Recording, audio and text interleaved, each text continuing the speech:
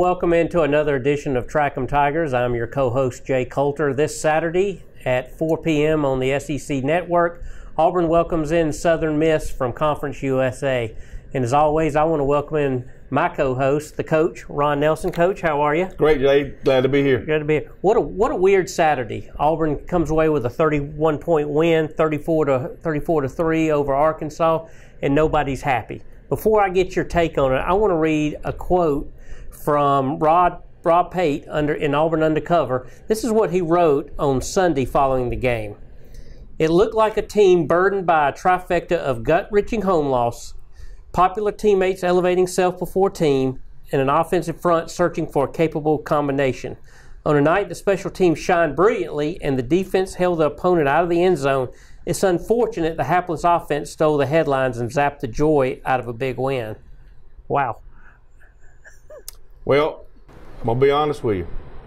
I think Rob hit the nail on the head.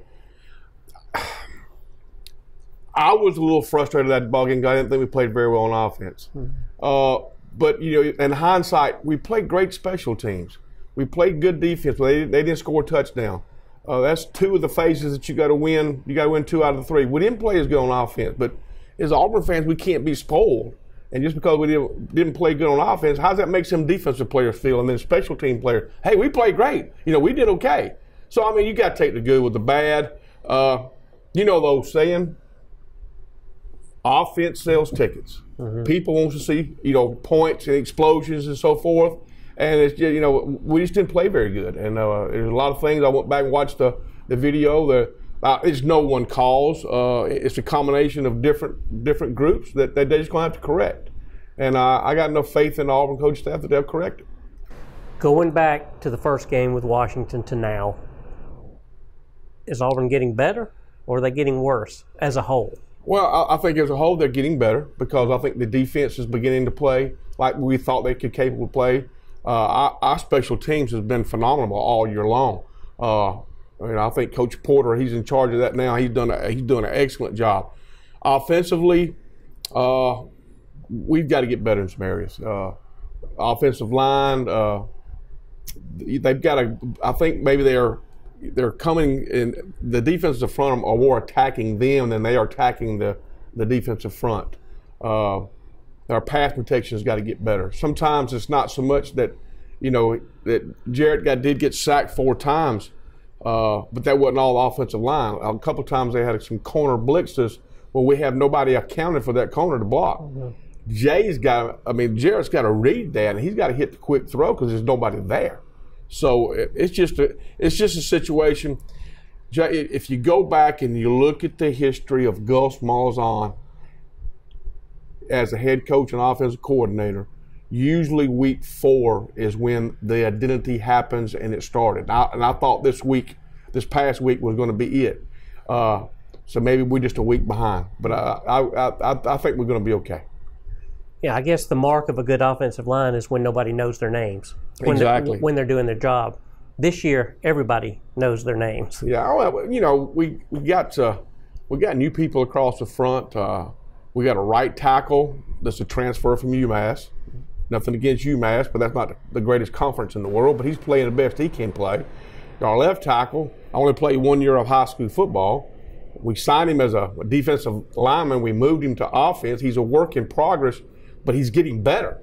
And we used the new center, Nick, and we used him after he broke his foot. So this was his first game. So, it's just a situation where, and not only is the fact is that people are knowing that we need to run the football and we're going to run the football, and they're pinching everything inside. And when you pinch everything inside, you're going to have more double teams. Well, that's fine, but you got nobody to block linebackers. So that is hurting that. In the fourth quarter, when we started running the buck sweep, we started getting 6, 7, click, all the way down the field, and we had a good scoring drive. So, sometimes, you just can't drive that nail into, a block, and you're going to have to find a soft spot. And right now, I thought Coach Chavis from Arkansas say, hey, I'm going to stop the zone. and see what Auburn can do, and that's what he did. I want to get your take on this. You're an offensive mind. You've coached offensive linemen. You know, to the layman out there, oh well, we're starting Nick Brahms at center. First time he started at center since middle school. How big of an adjustment is that, moving from from inside playing guard or tackle, moving over to center? They talk a lot about finding players, putting them in the right places, getting the right pieces together. It's not that easy, is it? Well, no. I mean, the thing that, to me, it'd be easy to move from center to guard or from guard to tackle. When you move from somewhere to center, not only you got to worry about your responsibilities, you got to worry about every line call, because the center makes the line calls on how you're going to block that particular play. And not only that, you got to make sure that snap's good too. It's a lot of pressure on the center. That's a center is a special player, and then to be his first start, I thought he did a pretty good job. Coincidentally, Chip Lindsey on Sunday said that Brahms graded very strongly. Mm-hmm. He went back and looked at tape and said he did an awesome job and will be under center again on Saturday. So certainly wasn't pointing the finger in his direction. No, and like I said, I think sometimes from watching the line play, an offensive lineman, as far as getting your hands out, you got to kick slide. In other words, if you don't, they're just going to bull rush you. I think we're kick sliding maybe another step too much, and it seems like the pressure is getting right back in Jarrett's face. And we got people running wide open, but we don't have time to throw it because they're getting back in their face. But, hey, if I saw that, Auburn coaches are going to see that. They're going to correct it. So it's just, like I said, it's going to be a work in progress. I know you say, well, it's week 5 we're finna go into. So we need to see that progress pay off. As fans with the running backs, we keep our eye out on carries, number of yards running backs get, things like that. You made mention of it a second ago. There were some missed assignments back there on the blitz. That's usually where the running back is picking up on that. Cam Martin, who clearly hasn't had the year we expected, got a few more carries on Saturday, but he's widely considered the best blocking back we have. We haven't had him in the backfield a lot this year. Is that making a difference as far as protecting Stidham? Well, probably the reason that he's probably the best blocker, even though he might be the smallest, is because of experience. Mm-hmm. He's the older of the 3, and the other 2 are basically freshmen. They're just going to have to learn the calls, and Jarrett's going to have to help them out. He's going to have to put them in a situation to where, from that situation, as far as, if the cornerback's going to blitz and it's going to be a hot route, then that either you got to block him or you got to vacate the zone he just came from, where we can get a quick pass out to him. So it all works hand in hand. Yeah. We're about to take a break, but before we do, I want to thank our sponsor, Extreme Power Sports. Whether you're in the market for an ATV, a jet ski, a motorcycle, go see our friend Jason Dyer. They'll take care of you, and be sure to tell them that the crew here at Track 'em Tigers sent you. She's ready! Extreme Power Sports' very own Polaris RZR Skylifter XP 1000, Trinity exhaust, Power Commander, 6-inch portals, RZR 3 to 5-inch lift, MSA 20-inch wheels wrapped with 35-inch BKTs, deluxe audio roof, LED light bar, Mud Park ready. We are ready to finance you on this Skylifter right now. Come check out all our off-road machines today at Extreme Power Sports. And welcome back into Track 'em Tigers. Coach, let's switch now. Let's talk about Jarrett Stidham a little bit. Catching a lot of heat. Didn't have a great night. Auburn 103rd nationally in passing right now. Can we contribute all of his struggles to the offensive line, or is that just too simple? No, it's too simple. I mean, Jarrett probably the first one to tell you that he's made a couple of overthrows, or in one case, an underthrow. His accuracy has got to be better. There was one time on an important drive, I think in the first half, when we tried to hit he did a great job of checking down, but he just kind of led Boobie just a little bit too much. Should have Boobie caught it? Probably so. Could it have been easier, just like was right to him? Yes, and that's what Jarrett's going to have to get better at. The downfield throws, that's going to come. I think we had 2 to 3 that we overthrew. that's just something that they'll have to continue working in practice. And that's a 50-50 ball anyway. So, but we'd like to see it be more 50 than the other 50. When you've got a quarterback that's overthrowing like he is now, seems to be, what do you do in practice? How do you work on that? Is it a timing? It's time. I mean, you just got to work on it and continue to work on it.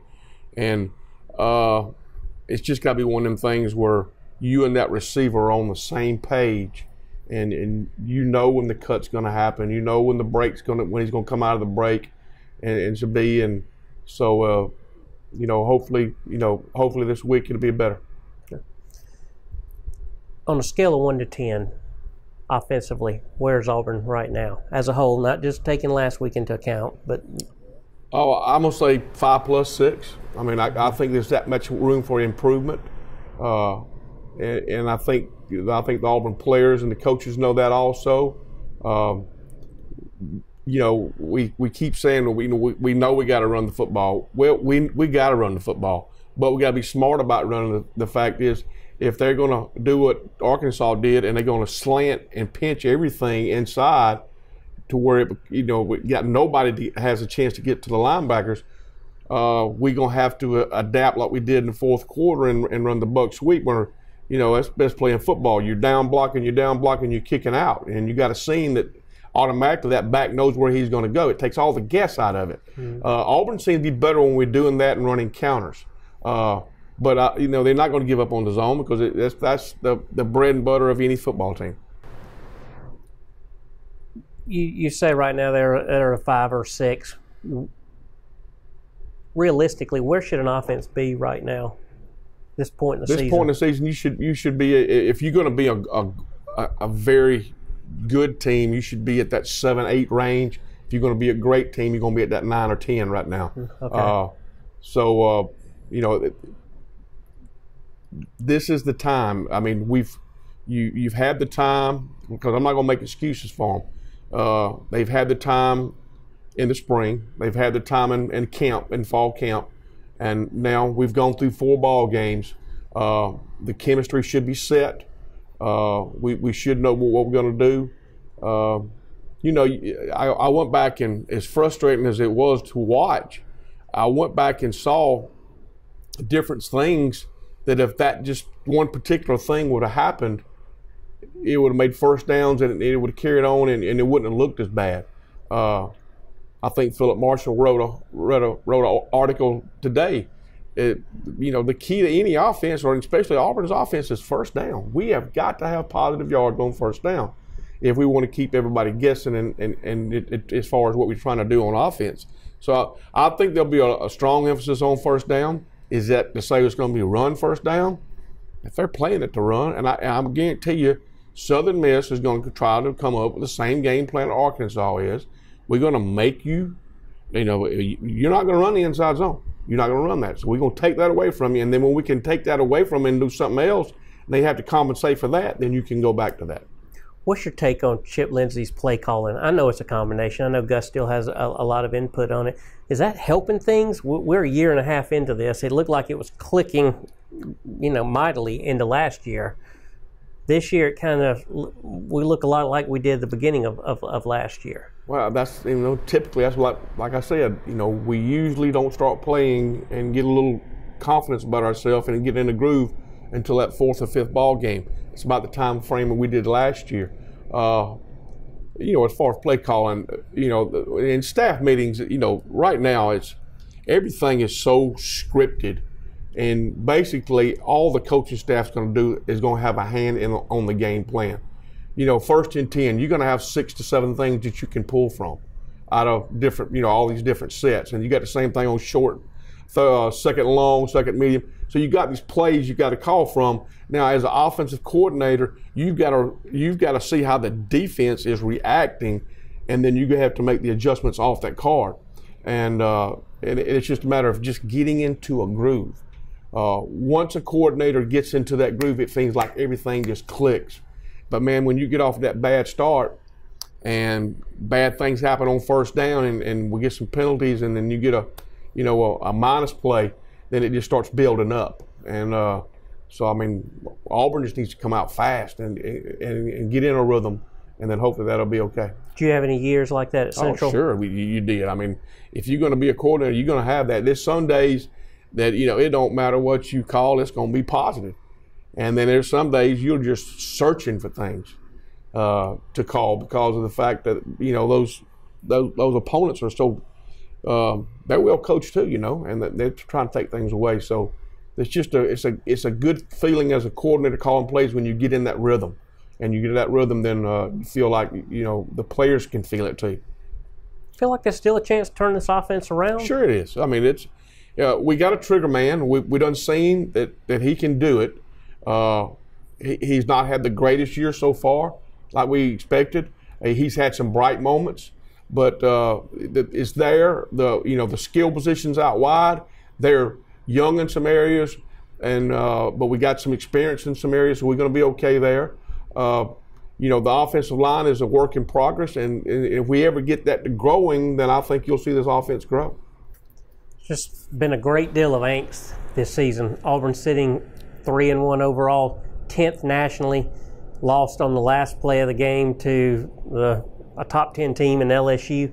Have you ever seen a fan base and maybe even down to the players reacting like they have for a team that's, on paper, pretty darn good so far? Yeah, we've got a good football team. It's just, the expectations, like I said, fans like to see exciting offense. And right now we have not been very exciting, but we've been very exciting on special teams. We've been very exciting on defense. Offense is going to come. You always, like we talk about, you got to win 2 out of the 3. Right now we've got 2 pretty good facets of the game. We can get that third one going. The sky's the limit. Yeah. Let's talk about this transfer rule again. The red shirt rule, as it's called. Basically, the way it works now is you are allowed to play 4 games. After those 4 games, you can make a decision to red shirt if you want to. Seems to be having an effect everywhere. I just heard today where Clemson's quarterback is transferring. That was beat out last week. Rumors last week that Sal Cannella was looking at transferring. Even Cam Martin had voiced displeasure. It's a whole different game with college football now. These guys are, when they don't get the playing time they want, they now have a 4-game out to leave. Is that good for the game? No, it's not good for the game. Not at all. To me, if you're going to sign with somebody, you're committed to that program. You're committed to that program until you graduate. I have no problem whatsoever if a kid graduates and wants to transfer. His last year or whatever. But as far as the other people, the Clemson quarterback, that's just selfishness. Yeah. And the situation, I've been watching Clemson, and I think the other quarterback deserves to start. So, am I just going to say, well, I'm going to take my toys and I'm going home because I don't have the job. So I think it's just our society today is that, hey, what have you done for me lately? And it's not so much that as far as worrying about your teammates. And being realistically off, you're probably better off without them because they're individuals, they're not team players. It's just kind of blurring the lines, too, between college and pro now. It just feels more we're getting so close to the pro football game now. It's, I'm a free agent, basically, right, is what it becomes.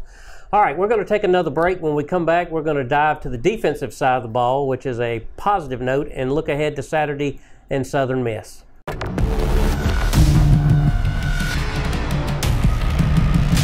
Razor XP has earned its place as the world's best-selling performance side-by-side. Now, the off-road's most successful Predator looks even hungrier. For 2019, Razor XPs are cut more aggressively. The chiseled muscular style, premium digital instruments, and wicked LED accents all hint at the heart of the animal within. Choose a Ride Command edition with off-road worthy touchscreen that puts total control at your fingertips. Or grab a Dynamics edition and discover the terrain-dominating power of smart suspension. Extreme performance has never looked so good. Build your XP at PolarisRazor.com. And welcome back into Tricom Tigers. Coach, let's go to the other side of the ball right now, and let's talk about that Auburn defense. Here's a stat that I came across this week that's just mind-blowing to me. This is talking about Saturday's Arkansas game. 8 of Arkansas's 15 drives covered a combined 20 yards, including 6 3-and-outs. That's pretty good defense. If you go back and take away about 3 plays, Arkansas has basically nothing. They hurt us on a screen pass one time. They broke a running play one time when we didn't fit as a linebacker. And but besides that, I thought they played very good. Thank God I thought the officials let you play football. Yes. And I go back and I've watched some other games, and I'm saying, Auburn, this is the same thing Auburn got called for last week. Why is it double standard? It's not people wasn't picking on Auburn, but I think that they got that brought to the attention of the officials and to the fact is that let them play football. If you're holding or dragging them down, yes, call it.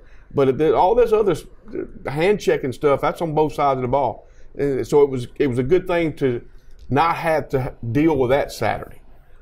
You know what I was glad to see? Marlon Davidson. He was all over the place. He was. By far, I think that was probably his best game of Auburn career. And it's one I've been looking for because, he wasn't highly touted when he came out of high school.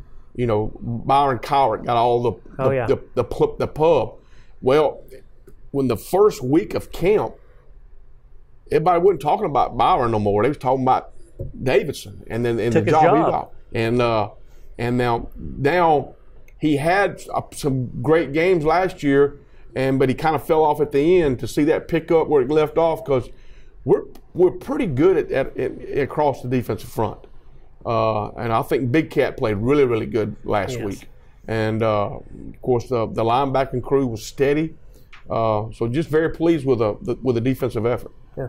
Jameen Sherwood, Smoke Monday. It's good to see those young guys back there getting some reps and playing well. Exactly. Because we'll need them down the road. And for them to get that experience is just very valuable. But they were very active. And, they was just always in the middle of the play. And that's good to see. Yeah. I guess everybody saw Kevin Steele's press conference on Sunday. Bizarre.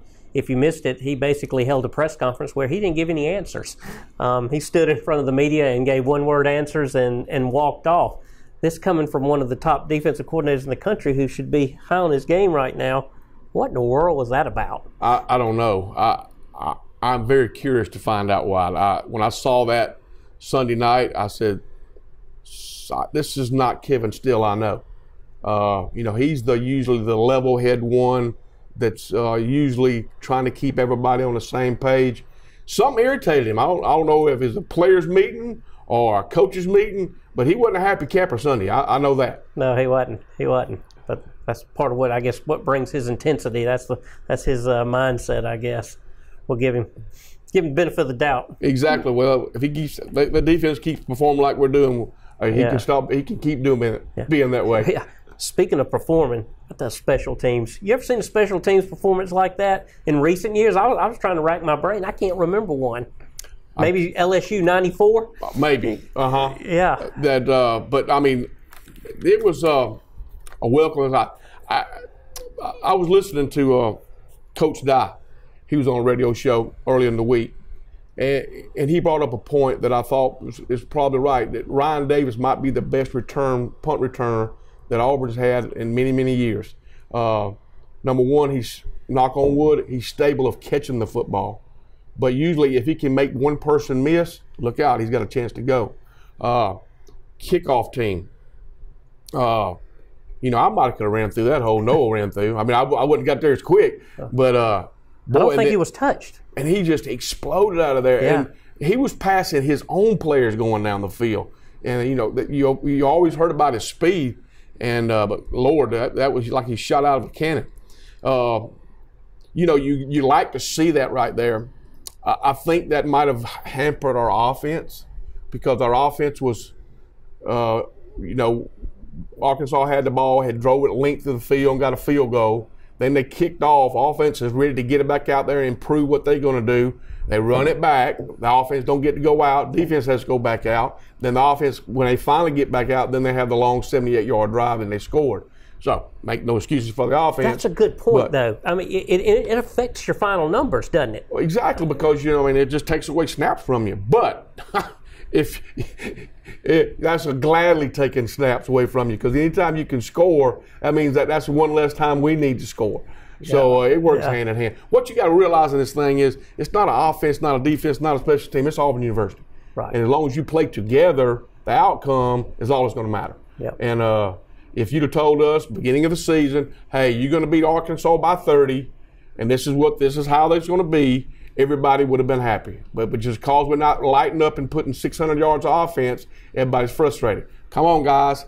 All right, Auburn won. All right, we're going to be okay. What about the kicking game? What do you make of Anders Carlson? He's missing a lot, but he's also missing from 50 yards. Exactly. So I'm not concerned right now about that, because, the kicks that he's missing are at the 50-plus range. That's pretty stout kick. That we put a lot of pressure on him. There again, nothing to panic over. Not right now. It's just a situation that he'll work himself out of. Kickers they're a rare breed, and they're gonna have to work on their own little details. And it's gonna. You look at the average kicker when you got to line up, kick a 55-yard field goal. That's kind of rare. Yeah. And you got some that can do it, but it's not going to be not on a consistent basis. Yep. Turning to Southern Miss. Heard the coaches talk this week. Southern Miss, they said, has perhaps the biggest playbook they'll face all year. They run a lot of different offensive schemes. They're 2-1 coming in. They beat Jackson State. They beat Rice. They lost to Louisiana Monroe. We're not going to sugarcoat it, but a lot of coaches privately have said this week that this team may be every bit as good as Arkansas anyway. They're going to be. Now, I don't know about defensively they'll be as good up front, but passing scheme-wise, I hate playing teams like this because it's you say, well, get pressure. They don't allow you to get pressure because they're going to get the ball out of the quarterback hands real quick. They run a lot of screens and shuffle passes to try to slow the blitz down or the pass rush down, and they're just going to try to nickel and dime you to death. And then sometimes that can be very, very frustrating. Yeah. Jack Abraham, the quarterback, has a 72% pass completion. I don't care who you're playing. That's impressive. Well, exactly, and the reason for that is a short passing game. Their high percentage throws. I read his stats look so good. Not taking anything away from him, but it's going to be a situation whereas Auburn, we're going to have to play really, really tight man press and coverage, and we're going to have to stay in our lanes and look for that shuffle pass. Yeah. Speaking of the shuffle pass, I think they ran it 12 times last week. How do you defend? Stable. That's hard to defend. Well, your linebackers have to stay at home, and they got to see the pass. The thing that when you see the pass line on every linebacker, defensive back, when the offensive lineman pass sets, you're thinking pass and you're trying to get into your area. Well, they're pass setting, but they're coming into that shuffle pass where it's coming underneath. So what they want to do is basically, double team the tackle and get the zone, and have a back chipping on the outside linebacker and try to widen him and then hit the seam underneath. Trust me, that might have been why Kevin Steele was so frustrated Sunday night after he'd done seen this. But they'll practice against us all week and hopefully they'll have a plan to stop it. Should be a lot of fun. Coach, thank you. Thank you, Jay. Thank you. Thank you for joining us again on Track 'em Tigers. We'll see you next week. Auburn kicks off against Southern Mississippi at 4 p.m. Eastern Time from Jordan-Hare Stadium on the SEC Network. See you next week.